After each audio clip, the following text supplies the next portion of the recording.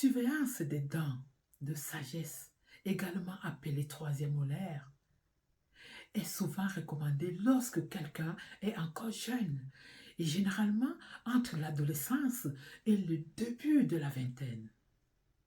Les dents de sagesse sont les dernières molaires situées à l'arrière de la bouche, une dans chaque coin supérieur et inférieur. La plupart des dents ont un espace buccal limité, ce qui peut entraîner des problèmes lors de l'éruption des dents de sagesse.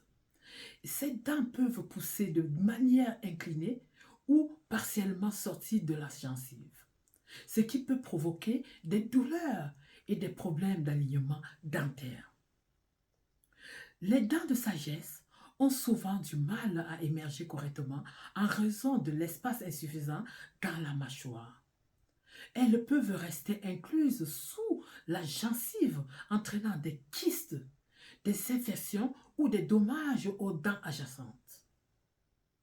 L'éruption des dents de sagesse peut provoquer des douleurs, de l'inconfort et même des gonflements, ce qui est mon cas actuellement.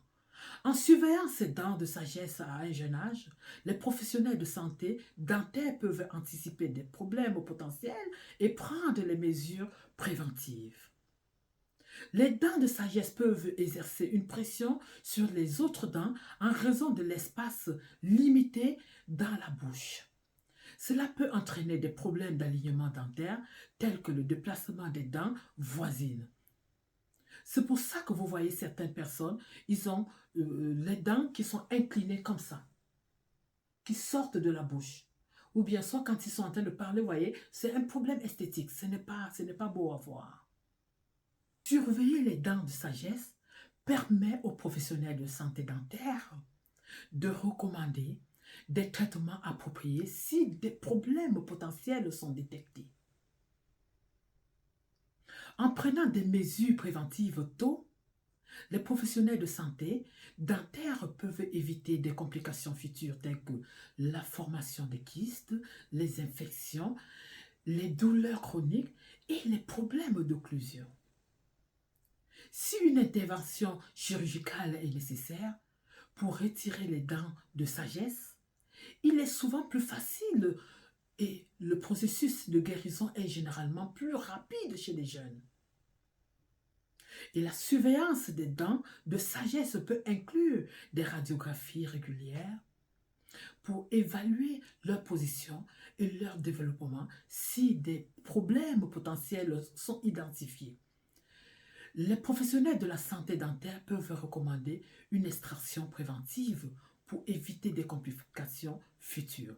Donc vous voyez que quand on est jeune, prendre la peine de contrôler les dents de l'enfant, c'est très important au fur et à mesure qu'il grandit.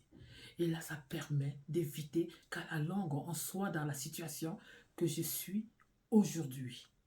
Parce que vous savez, généralement dans plusieurs pays où il n'y a pas de sécurité sociale, les parents n'ont pas ce réflexe d'amener des enfants généralement chez le dentiste. C'est quand il y a une grosse douleur qu'on pense au dentiste ou bien quand il y a par exemple un problème de carie.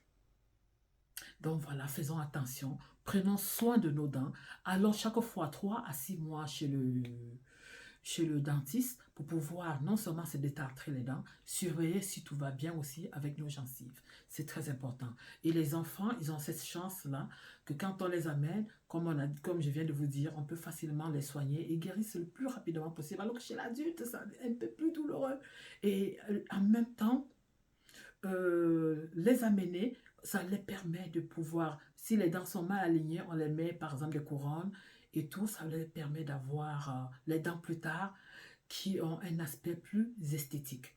Parce que quand vous voyez quand les dents de quelqu'un sortent et que la personne est en train de parler, vous voyez les dents qui sont tendues comme ça, comme des pics, franchement, ou bien soit ça sort de la bouche, ce n'est pas du tout esthétique. Donc voilà la raison pour laquelle contrôler les dents très jeunes, c'est très important. D'accord? Ici, on échange, on donne et on prend. Sur ce, see you soon.